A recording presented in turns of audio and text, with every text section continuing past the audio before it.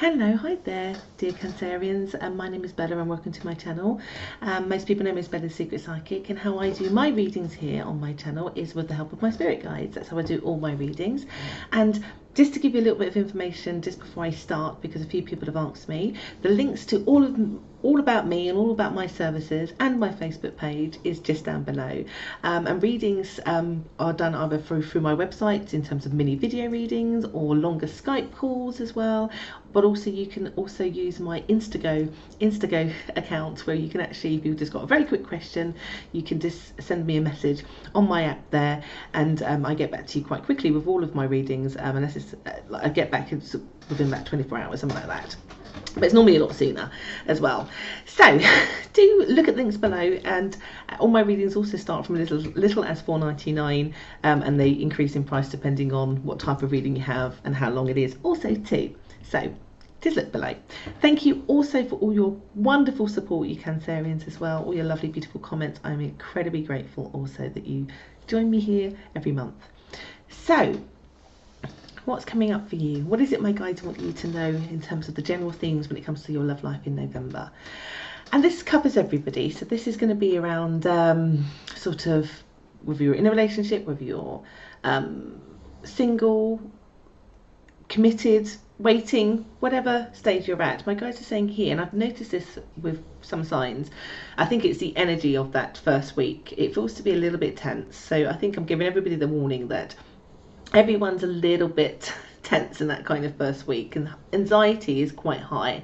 So for some of you, if you're single, you'll be thinking, where are they? You know, I'm sort of fed up with, or my guys are saying, particularly if you're single, they're saying here there is a bit of an annoyance around somebody that you're dating in terms of them making you anxious, because actually they're not moving things forward, or they're being a bit weird, or they're sort of, you know, very intermittent in how they are with you and what they do with you. That causes some anxiety. For those of you where you are in a connection, or the same would be true. I just get here in that first week, very emotional, feeling very, very stressed out. And my guides are saying the reason why that is because actually, and this will be true for those people that perhaps are waiting. No, they're broken up with somebody and they're waiting for an ex to return or something like that. They're saying here you're getting really emotional, anxious and stressed about it because it feels like there's lack. It's like a perceived lack that you see from the other person.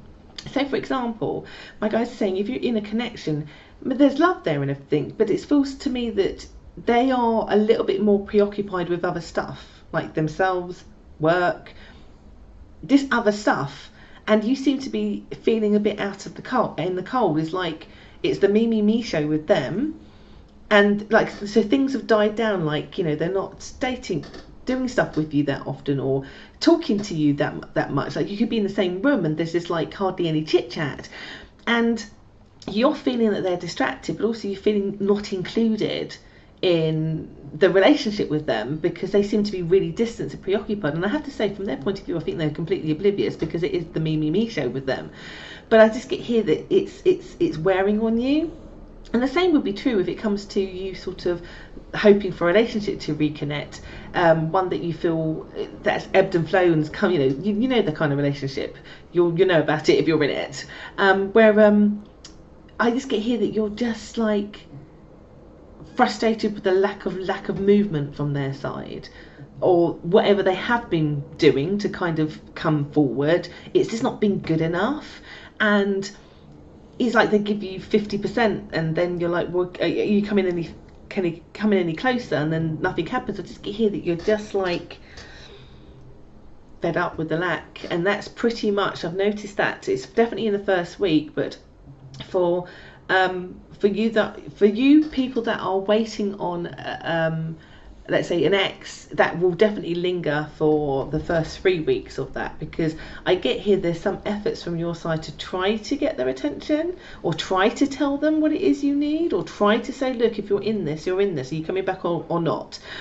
That it's met with the same kind of pattern, or it's met with some, like, because they don't understand, because from their perspective a little bit they think that they sort of then get frustrated with you because they're like, well, see, I'm doing this, I'm doing that, isn't that good enough? And you're like, no, we're in a relationship, or we're not in a relationship. Are you back or you're not back? Do you see what I mean? Or it's like that. But I just get here again, if you're in a connection with somebody, a relationship that's well established, that this is a little bit like you feeling like you're observing what they're doing and not feeling included. And I think the only bonus of that is it does give you some time to think about your choices and what it is that you want to do, and to kind of make it all about you also too. But the thing is, my guides are saying that you're telling yourself, well, I'm in a partnership with somebody. If I wanted to be on my own, then I'd be on my own. And some of you are starting to feel that way, which is like, well, maybe I should be on my own. I think being mindful, because this is the whole point of these readings, is to give you some insight to prepare you for things, but also that you can somehow manage it better, or maybe not let it impact you so much at an emotional level, because it is saying here that actually be aware that that resentment and that frustration will come out in you in terms of the way you want to challenge that, which will then cause arguments. So it's like trying to find a different way that's probably not confrontational, that is more like, you know, sometimes the best solutions can be to say, instead of like, you're doing this and you're doing that and you're not including me, which is to say, look, I'm feeling that I've been doing a lot of this on my own. It'd be really good if you could help me. Or the situation between us feels like this. Am I right? Am I wrong? To kind of get the dialogue going in a way that's not accusatory, which would kind of help get the other person to stop being all about them and to kind of go, oh yeah, you're right, I haven't been. Sorry, do you understand? So it's a bit like that, really. My guides are saying here, basically, there's a real sense of feeling that some of you feel isolated. And I think you do need to voice that you feel isolated as you go through this month, or you feel like you're on your own, or you feel like you're just... There is a lonely feeling, without me going over the top. But some of that can be remedied by the way that you approach it with the other person, by what it is you say. And with those of you who, let's say, are waiting or trying to reconnect with an ex, but it's sort of going a bit sort of all over the place, or it hasn't just quite happened just yet, be aware that you'll feel that way, but it's just a feeling. And I think the good thing about having that is it does give you time to put some focus on yourself and what it is that you can do to lift your vibration and your light, and for you to go off in a different direction if someone's not going to be following you along that way. You mustn't fear that, not at all. I get for some of you that, particularly if you are where there is an ex involved, that you will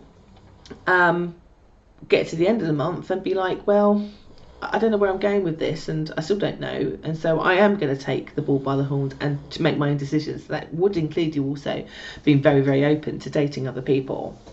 Where you are in a connection, and if you can manage the dialogue correctly and not have the argument. If you have the argument, I don't think that you'll resolve it completely until December, but if you can manage the use of language in terms of how you confront it, then actually you get to negotiate better terms in your relationship, in terms of getting them to spend more time, to do more things, to be more inclusive, so on and so forth, so that you keep the bond basically between you, and you'll be able to do that successfully at the end of the month. But I have noticed it for some star signs this month, it is a little bit like that. It's like a little bit of a bumpy, but it's all to help you both to kind of get to an equilibrium kind of place where there's better balance, because sometimes if we allow people to treat us a certain way, or either party gets lazy in it, then it can build this kind of thing in it. You know, relationships need to be worked at, vice versa, and all you're doing is highlighting that the other person right now needs to work at it, because it's causing you to question whether the relationship is good for you. And I think if you're single, it's just to think about that as well, in terms of the types of people that you are dating.